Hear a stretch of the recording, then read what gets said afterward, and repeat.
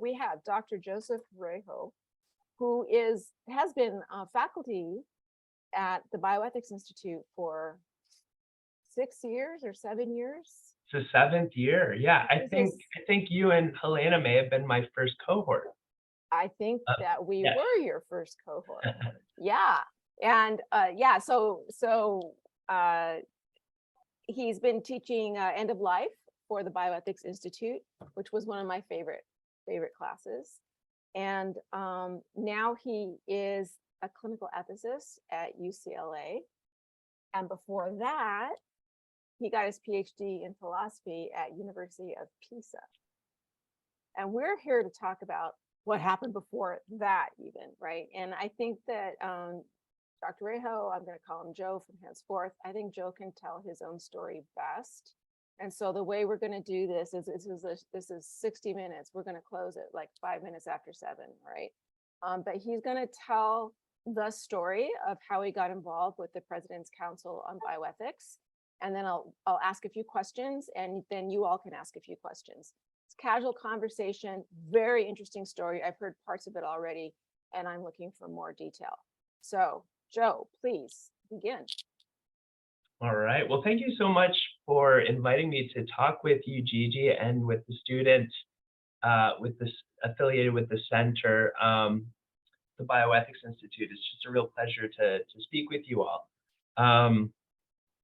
So my academic background was in philosophy, and I graduated from Providence College back in 2005 with a BA in philosophy. And like many of us, we're trying to figure out how to respond to our parents' questions, like, what are you going to do with this degree, right? You know, I also happened to study economics, and my dad, who's very supportive of me, said, you know, you can study whatever you want, but how many courses did you tell me you need to finish the minor in economics? I said, oh, only 3. He said, okay, you can do philosophy, but you need to finish the economics minor. So I think it was wise advice. Background in economics can always serve us, but I was looking for kind of a practical outlet, trying to see and trying to find a way for practical application. And it's really hard to do that if you don't pursue graduate work. So it's very unusual for people with coming straight out of undergrad to be in research positions. And I was trying to juggle 2 things. One was my love for philosophy. In particular, I studied Heidegger and some phenomenology, and I was just totally absorbed in that my last year of college. But I also was really interested in ethics too. And I wasn't sure how to pursue a career path. And I was thinking, like some of my colleagues and friends, maybe to pursue a degree in law. So I finished my program and was applying for law school. And as I'm sure many of you know, that's a pretty long process. And so I was looking for work opportunities. And what ended up happening was I started getting a bunch of rejection letters. And so I was really kind of disheartened. I'm not a good standardized test taker. And so I got a series of rejections, but I was still holding out on a couple of schools that I really wanted to go to. And I did debate in college, and many of my friends from debate were going to DC for first jobs out of college. And you know, they were working for senators or congressmen or think tanks. And it seemed very exciting to me. And I thought, you know, maybe I could do that too. And I could go to DC and work and become a paralegal and get additional work experience. And then thought maybe if I don't get in anywhere, I'll reapply to law school. And I had also done like a legal internship during college. And so I thought, maybe that can expand me in new ways. So I went to DC and did a lot of networking, just talking to different individuals about their experiences. I took no formal course in bioethics in college. The only ethics course that I had was a required course in what was called general ethics. And there were certainly bioethical topics, but other topics as well. And then in my senior seminar course, which was a full year course, we took a pretty deep dive into Peter Singer's writings. So we did a lot of work on his animal liberation book, as well as Practical Ethics, if you've seen that book. So I was interested in all this stuff, but I had no background in bioethics. I wasn't even sure what bioethics was, right? Most people don't know what it is. And so, you'd ask people and they don't really know where to point you. But I was in DC and I met someone who put me in contact with someone else, and they said, oh, you're interested in bioethics. I know the research, no, at the time she was a staff assistant at the President's Council on Bioethics. Like, what? Yeah, I would love to be in contact with her. So I wrote this person and indicated I had just graduated and that my background was in philosophy and I was looking for an entry-level position.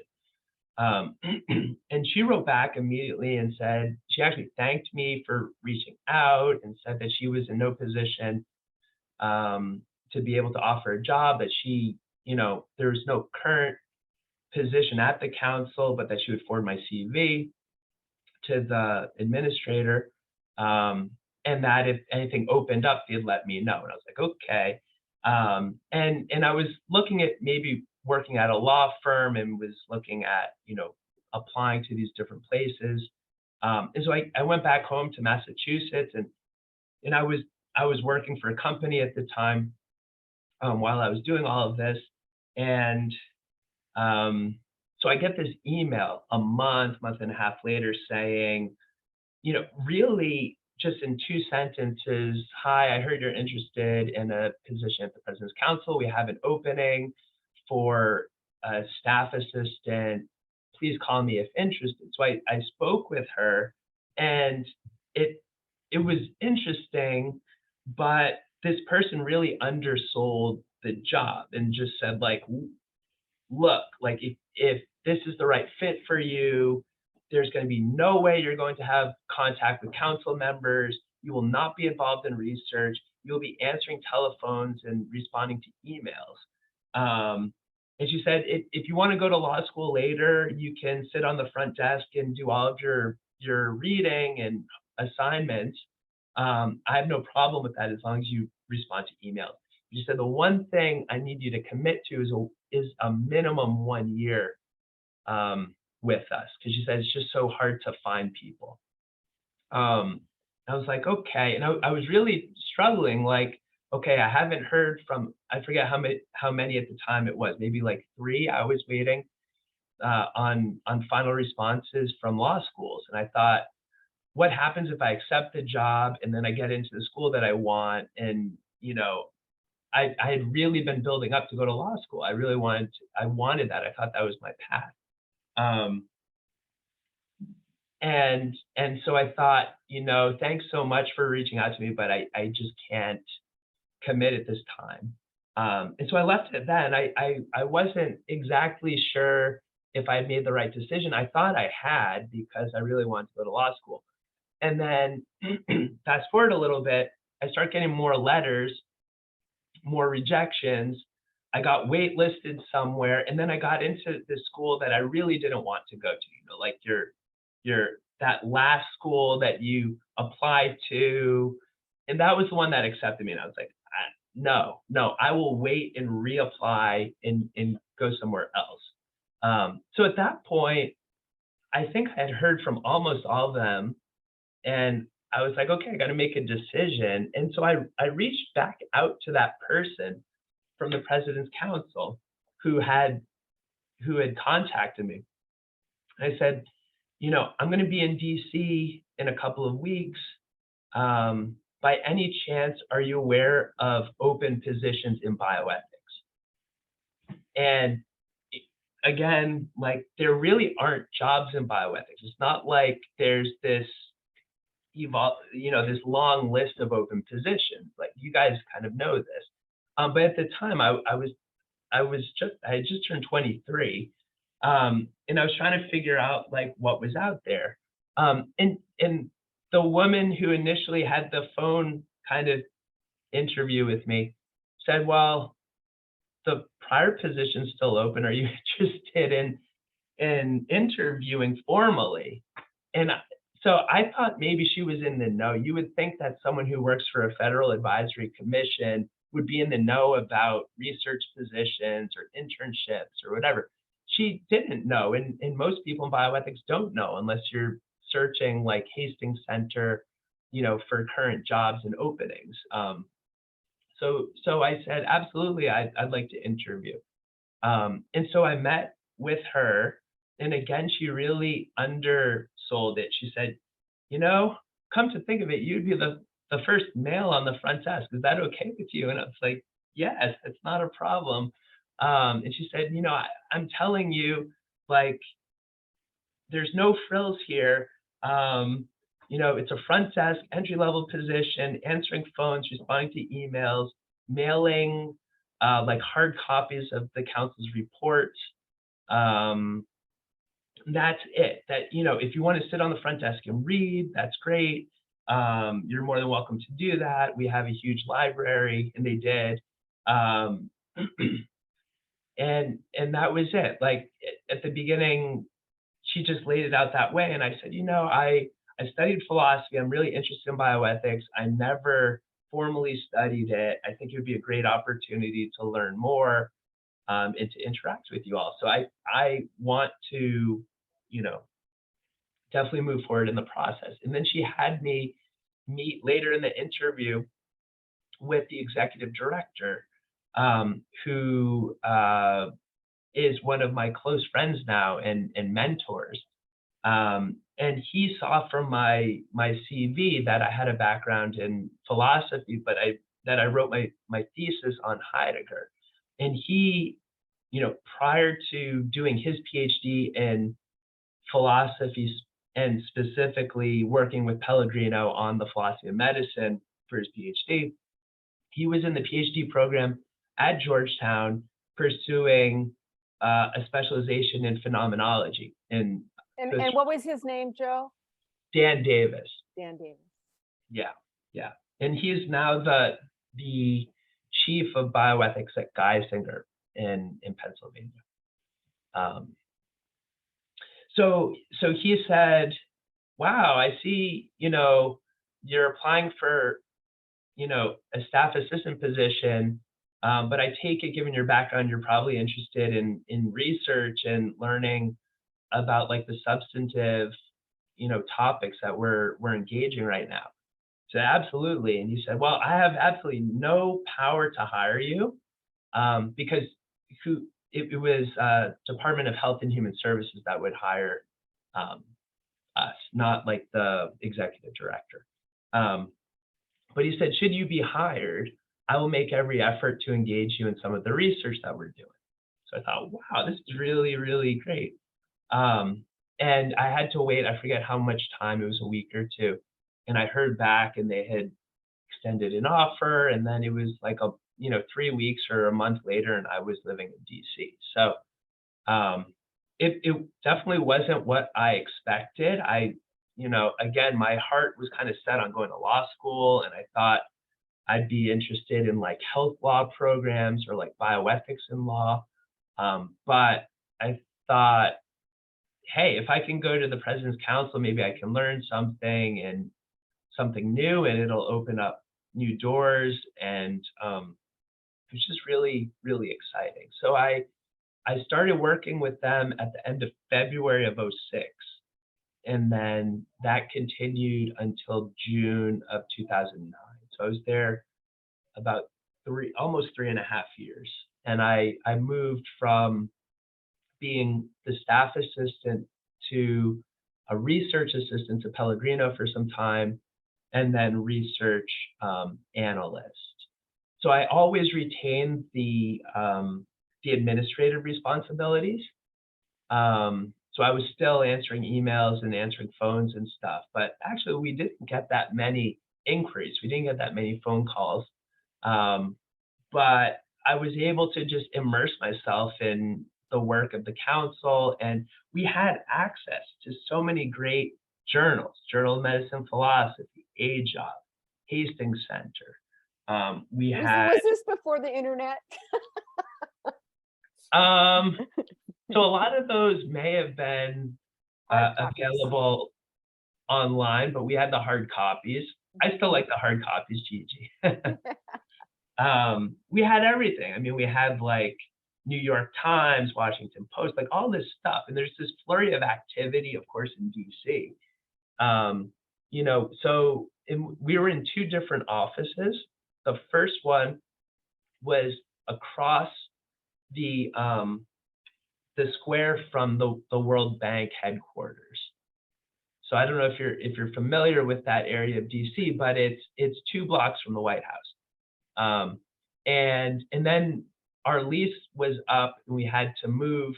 So we moved 2 blocks in the other direction. So we were across from the Treasury building, if you know where that is. And excuse me, this was a council appointed by W? Yes. Yes. Wow. And then what, I can't imagine, did he have intelligent questions that you were supposed to be pursuing, or what was the charge of the council? Yeah, I can tell you all about that. So there's a long history in American politics and bioethics regarding commissions or councils. They're either congressionally, they're either established through like the Congress. So the National Commission, the first commission, which started, I believe, in 74, went from 74 to 78. That's where you get the famous Belmont report. You can read Al Johnson's book on the birth of bioethics about these commissions. But they really put in motion a whole series of really fundamental books and scholarship in the field. And then the next commission was the Presidential Commission. It had a really long name, but that was the second commission that had the book on defining death. So that's where we had the proposal for a Uniform Determination of Death Act, right? That's where that comes from, the proposal from this Bioethics Commission. They also did a book on research involving, I believe, different kinds of subjects, so prisoners, children. And then there were a spate of other commissions. George H.W. Bush was the only one who did not have a bioethics council, it looks like. But then President Clinton had one. It was called NBAC, the National Bioethics Advisory Council. And they had specific mandates to look into like human cloning. You remember the cloning of Dolly the sheep? So some of these groups had specific mandates. National Commission, if I remember correctly, part of that grew out of some of the research ethics scandals, right? With Henry Beecher's whistleblowing article and stuff like that. And so not surprisingly, after the cloning of Dolly the sheep, President Clinton wanted his group to look at that issue, but they looked at a number of issues. And the big issue that came up for President Bush when it was his time to appoint a group was stem cells. And so he had come up with his policy regarding stem cells, but he wanted a bioethical council to investigate further. So our first report was on human cloning. And then the second, if I remember correctly, was on stem cells. And then there were a whole bunch of other reports on artificial reproduction, care of the elderly, the determination of death, newborn genetic screening, all of these different things. But But each council, and to come back to Gigi's question, what is the mandate? And the answer is that every council or commission has a different mandate. So I actually went online to find this so I could actually read it to you, because it's different from many of the other commissions. So the mission of the President's Council on Bioethics was to advise the president on bioethical issues that may emerge as a consequence of advances in biomedical science and technology.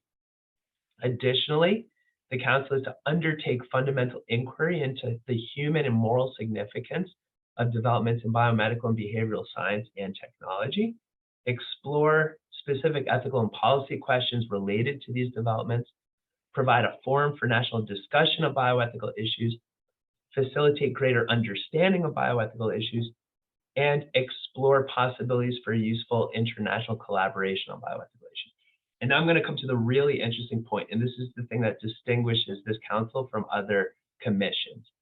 It says the council shall strive to develop a deep and comprehensive understanding of the issues it considers.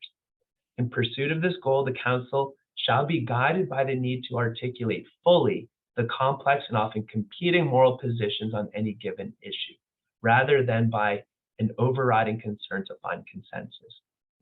The council may therefore choose to proceed by offering a variety of views on a particular issue, rather than attempt to reach a single consensus position.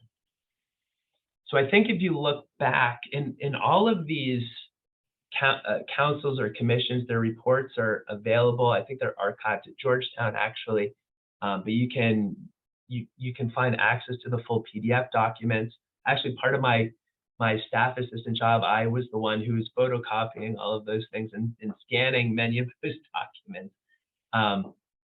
But yeah, so in contrast to other commissions, like I was reading something on President Clinton's group, and one of the commentators said that their kind of modus operandi was to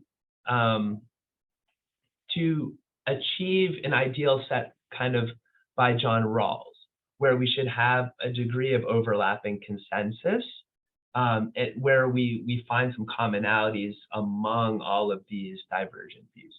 The President's Council was very different. Although there may have been consensus achieved in the end, the emphasis was on articulating kind of the full range of views on any given topic. So when we had our public meetings, we had 4 public meetings per year. Many of them were in Washington, D.C. We would invite a range of speakers on any given topic. So the main topics that that were going on when I was there included an inquiry into like the ethics of organ transplantation. They were looking at the ethics of genetic screening of children who were born, and that we could take blood samples at birth and screen for a whole panel of disorders, some of which could be treated and some of which could not be treated. So that was actually ethically complex. We looked at that. Kind of a companion report of the organ report was on the question of determination of death. So in all of these topics, we had like a range of speakers. We had, I'm trying to think. Let me ask, in terms of what your work was, like, did you get to choose a topic that you wanted to work on, or how did they just said, hey, Joe, go do this, and you had to go do it? Or how did that work? What was your involvement in their deliberation? Yeah. So Dr. Davis, Dan Davis, kind of waited for me to get comfortable or, settled, if you will, in the new position, and then said, hey, we're working on this, or I'm working on this topic. Would you do some background research for me? So I started doing that. And then the next project was on newborn genetic screening. And he said, one aspect of our council's work is we haven't really been doing much on the international scene. So I'd like you to look at and try to come up with a document that compares, whichever countries you're able to find do newborn genetic screening. And so that took me like a year and a half to do, because you would contact people from different bioethics commissions. There are a lot of bioethics commissions worldwide. And sometimes it would take a while for people to get back to you, or they wouldn't respond. And so I worked on that really diligently. And I think because of how impressed he was with the work that I did, he said, okay, like, let's get you involved in some other projects. So that was the first project. The next one was an inquiry into the moral crisis of the health and healing professions.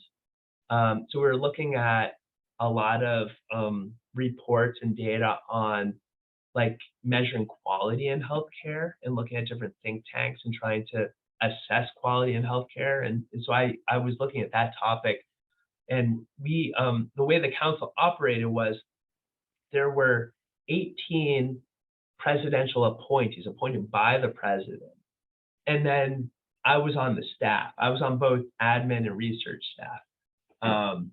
And the admin staff, the research staff, you had everyone from political philosophy to philosophers to lawyers,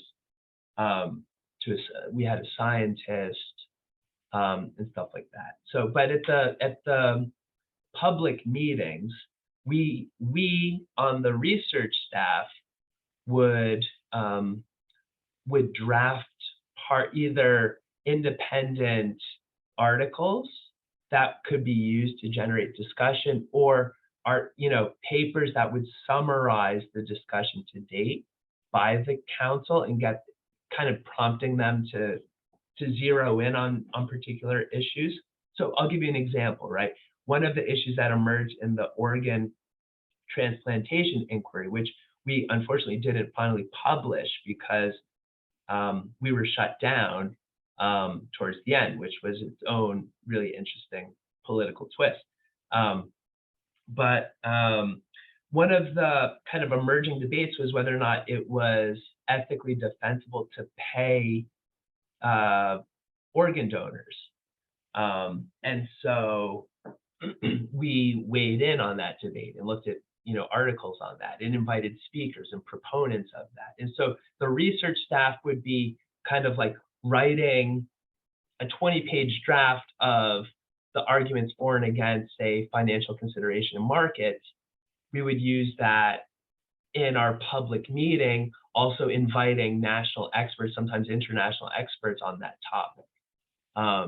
So there was this interesting interplay that it was the presidential appointees that debated all of these things and ultimately signed off on reports. But often the reports were initially drafted by members of the research staff,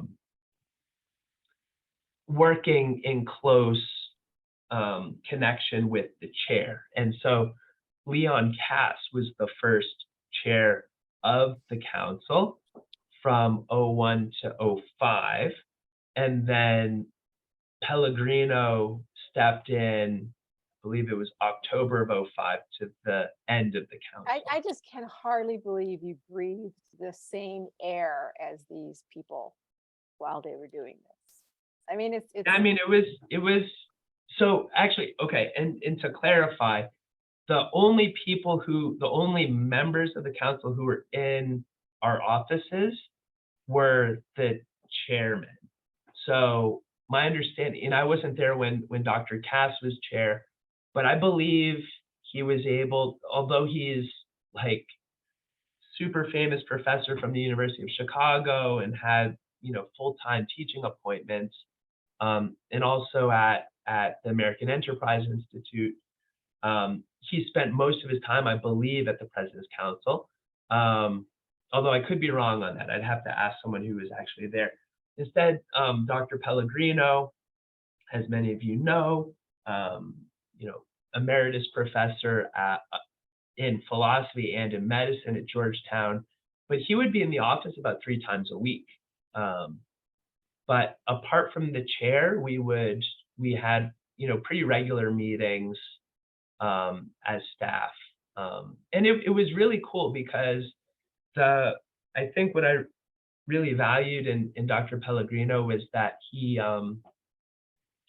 we would have these meetings and he would include everyone, not just the research folks, but the admin support. And he would ask them, what do you think? Do you think there's a moral right to healthcare? Um, in an open inquiry, like 20 people around a table. Or we would have debriefing meetings after the public meeting and, discuss what went well, what didn't go well, what could have been improved upon.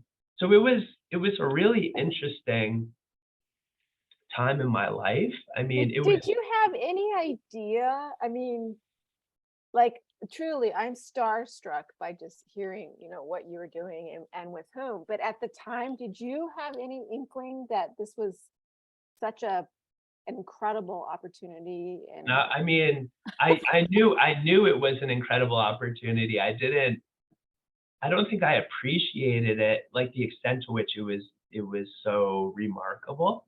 I was trying to come up with a list of some of the people.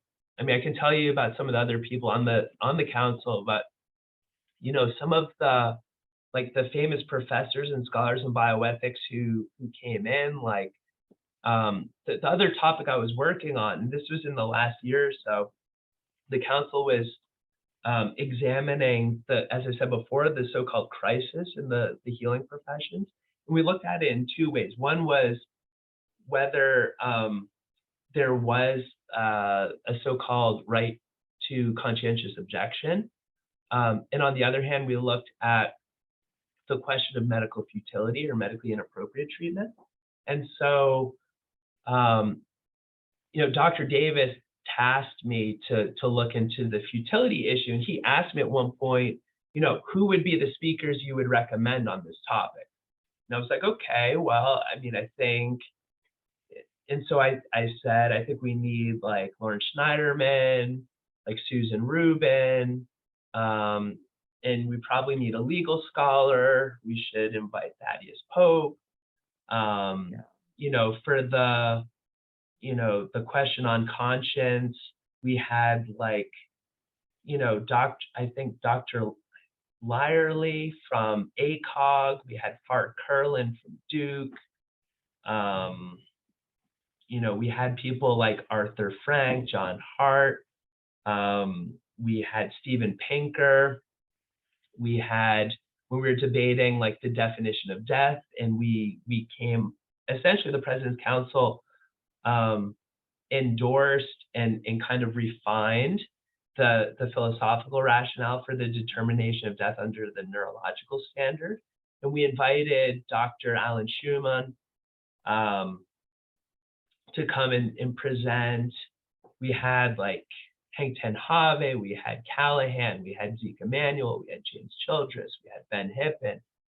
And the list is incredible. it's just, I mean, as many of you know, I don't have a master's in bioethics, but I feel like my time at the council was my master's. Because so when we, not only just from what we were involved in, but the topics I was not involved in, we would get these binders, like these briefing books that we would give to every member of the council, and that had all the background readings, it had all of the drafted papers from the research staff, and I have many of those binders still back at my parents' home. They're trying to get me to get rid of all these boxes. wow. So maybe you weren't aware of the import of the work you were doing at the time, but now looking back, all right, you have more life context. What do you think of the impact of that work that you did? You mean on like actual bioethics, or just on me as a thinker, or Both. Both. Like, first of all, Yeah. what do you think of the impact of your council's work? And then Mhm. what was the impact on you participating in it? Yeah, yeah. Good questions. So, I mean, I think as some of you might know, the council, like all of these councils, there's a political dimension to them. And because of the conservatism of George Bush, and there were certain kind of scandals that occurred like before I joined.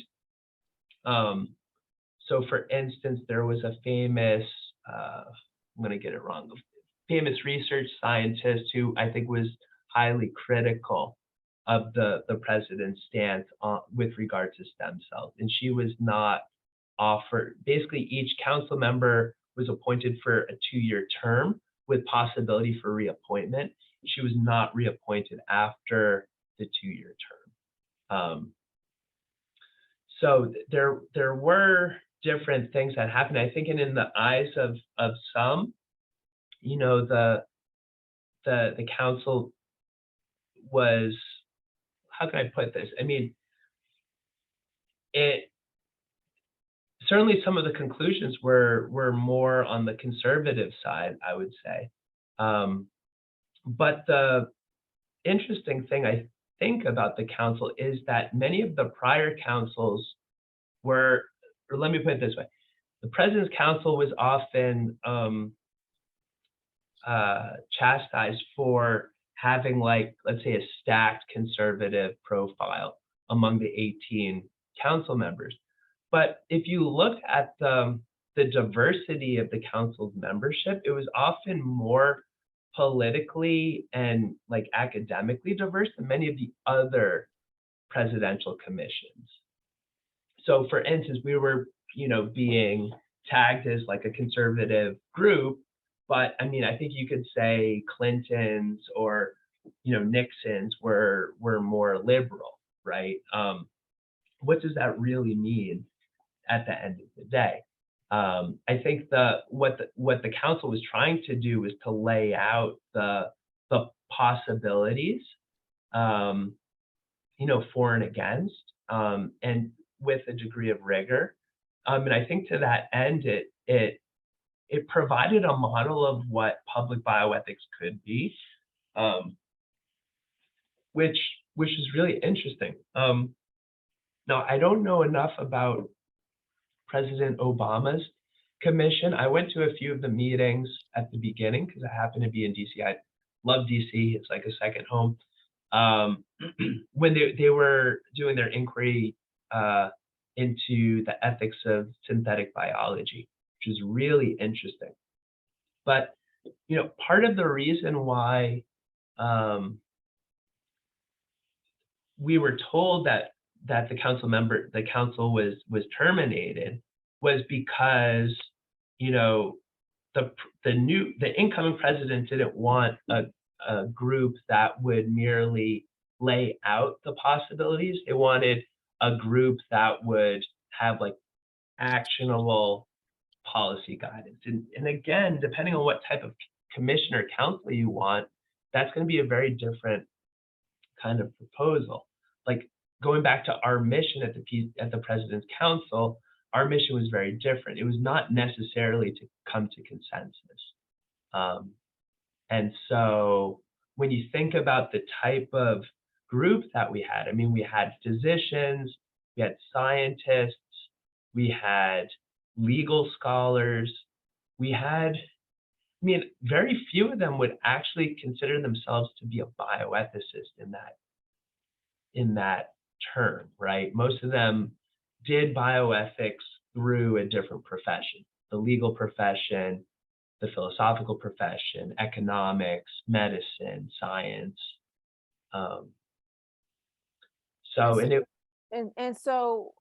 I'm sorry, finish your thought, and then I want to know how it impacted you for the rest of your. Yeah, so part of the reason why I decided to pursue my PhD in Italy was because I had this sense that American bioethics seemed so dominated by by appeals to autonomy. And I think autonomy is really, really important. In fact, for those of you in my class, you know how much we talk about the importance of respecting patients' prior wishes.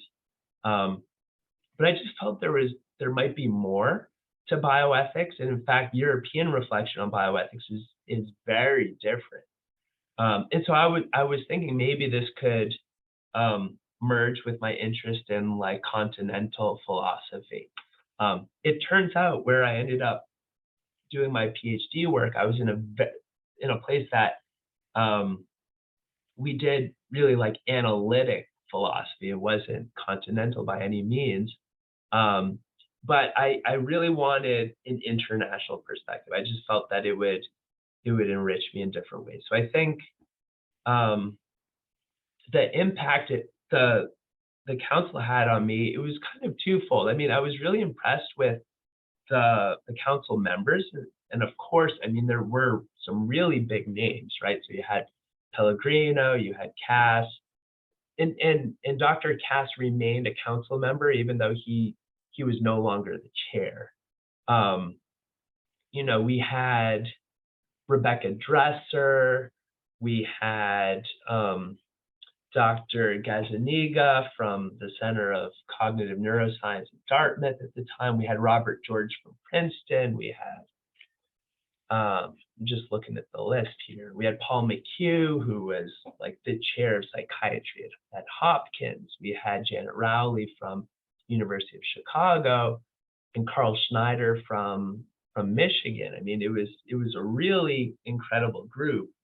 But I think for me, what was more interesting, at least at that time in my life, was less about the council members and more about the staff, because the staff was incredibly diverse and more diverse than I think most people would know.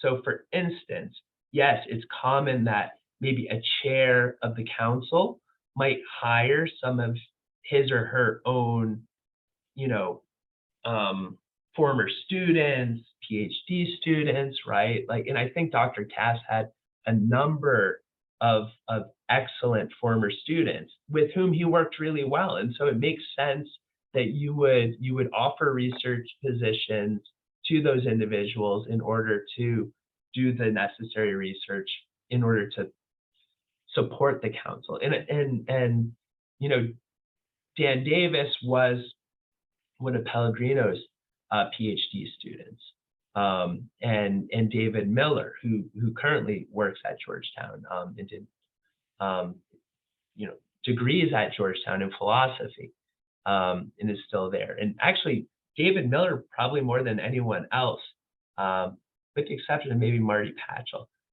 has followed Dr. Pellegrino all of those years, so knows all of those writings.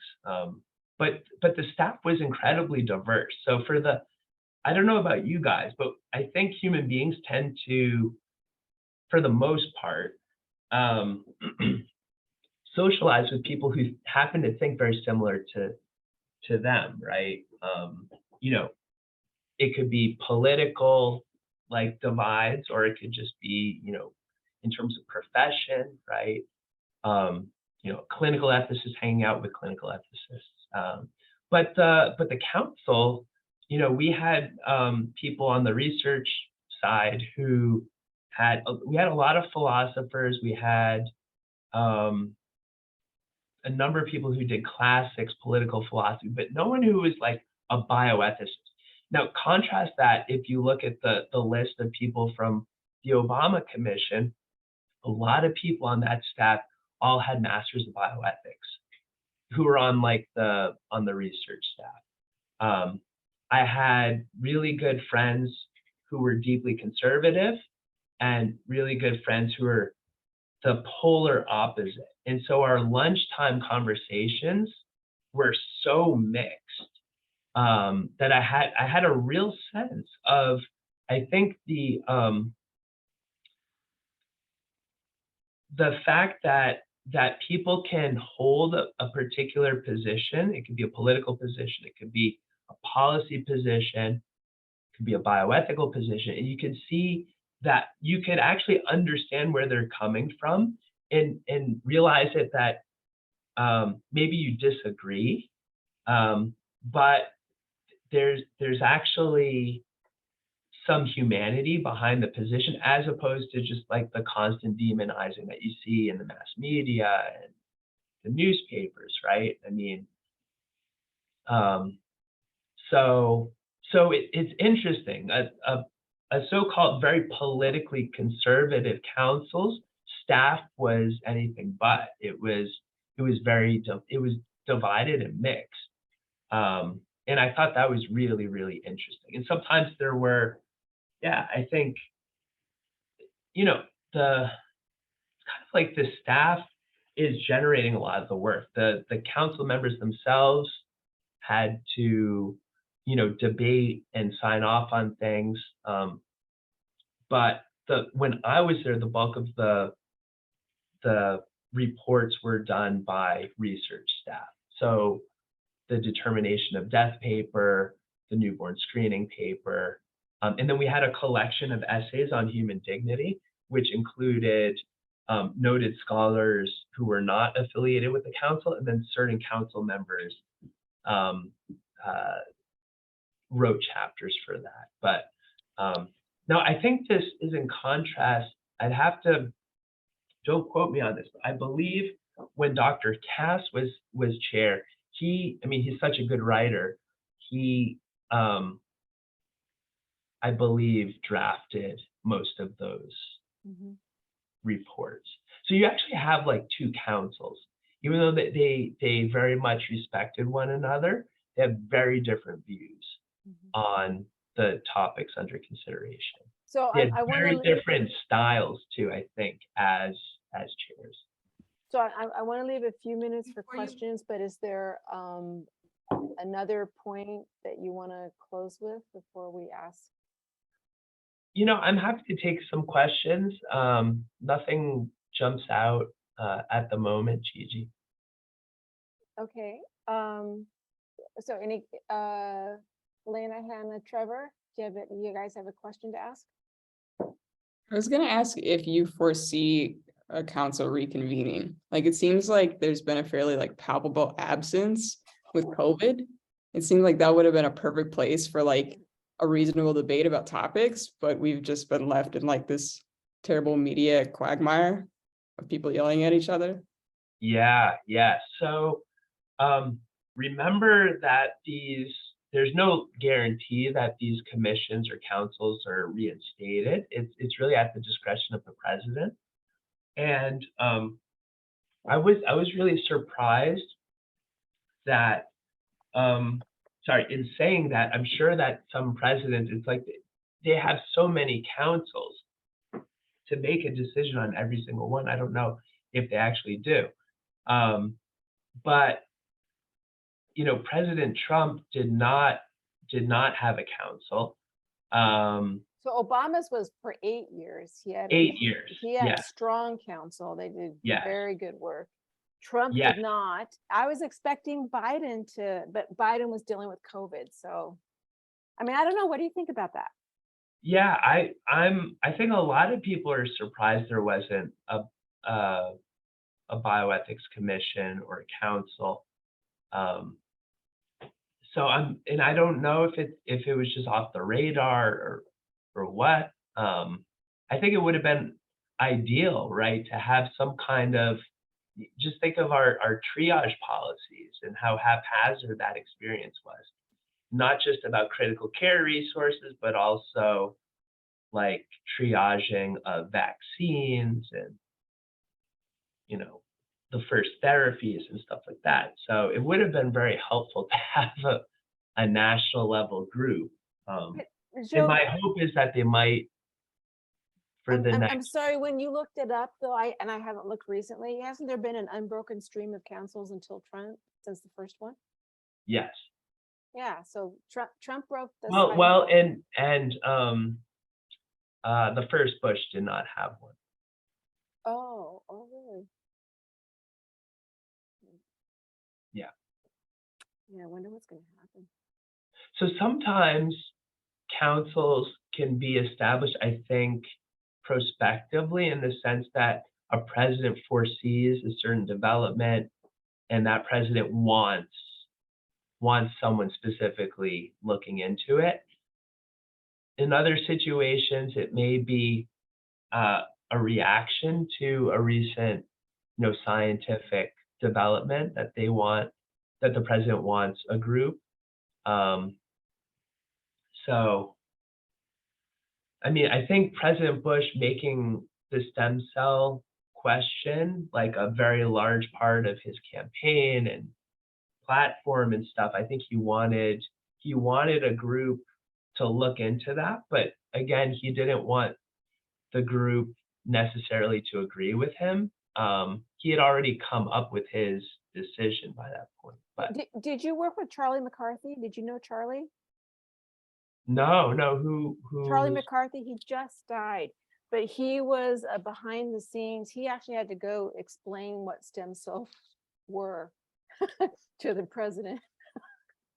Oh, wow. There's a really great interview by him talking about that. But anyway, he worked with a lot of the different councils, but I don't know exactly in what role. Okay. I'm sorry, any other questions? Joe, so I wanted to ask, this is so, to me, I always just think it's interesting. Most of the bioethicists I've ever interviewed or spoken with of a certain age talk about falling into the field. It's like they didn't like wake up one morning as a college student and say, I'm going to go be a bioethicist. It's like they did this and this and this and this, and then they end up with as a bioethicist where it just fits. It's like they finally have a coat that fits them, and they're like, oh yeah, of course, this is what I am, right? And it's interesting to find out, what is it about your personality or your skill set that you think draws you to this work that you do? Yeah, so I think a couple of things. One is I love philosophy, and I love trying to help people. So it seems like if you want to do a straight philosophy path, then the options to you, I mean, you're kind of, you're set on track to pursue academics, and it's really, really difficult to secure academic positions. I think part of the reason why I wanted to do clinical ethics was because I was very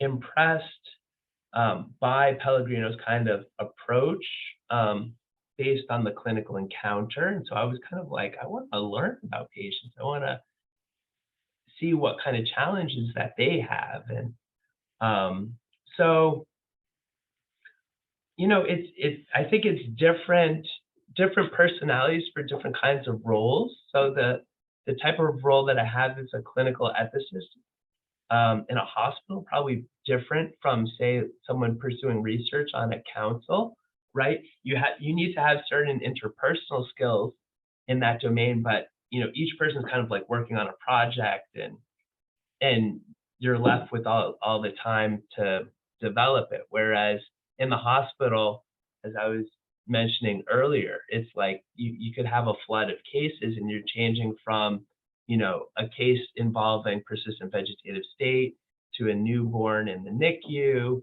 to a question about transplant. It's like three different really complex ethical issues. So I think I don't know if this answers your question, but a certain level of curiosity to just the reality of like what's going on out there, and then both in terms of your own natural reaction to it as well as the views of other people. I think what I learned best from the President's Council is that when things work well, there's kind of a clear demarcation of where you stand on an issue and like how you got there, but there's a certain level of respect in public debate. And so we don't necessarily always see that, especially in politics, but I think it's an ideal. So I'm not sure. Does that No, answer? you did. Yeah, question? you answered the question. You're interested in philosophy, you want to help people, and you're curious, and and you saw some really great intersections of all of that at the council. Well, great. Thank you so much. I know you're not feeling well. Thank you for being a trooper. I've been wanting to hear the complete story for a long time, and I really appreciate you taking the time to speak with us, and that you were the drawing point of several old friends. So that was very Yes, that was great. That was great. Well, thank you Um, so much for having me. It was really a pleasure to speak with you. Thanks a million, Joe. All And right, I think everybody. if I can say one last thing, Please. it would be that I think, you know, and I mentioned this to you, Gigi, in the other interview that we did. I think mentoring in bioethics is really important. And, you know, like I was hired to be, someone who answers the phone and responds to emails. And because I think of being in the right place at the right time, but also having people who truly wanted to mentor and saw something and wanted to try to nurture that and see where it might lead. I think that's a really important point, for some of us in whichever profession we ultimately choose. Like some of us might go off to medicine or law, right? And you have that question about hiring and what's the type of person you want.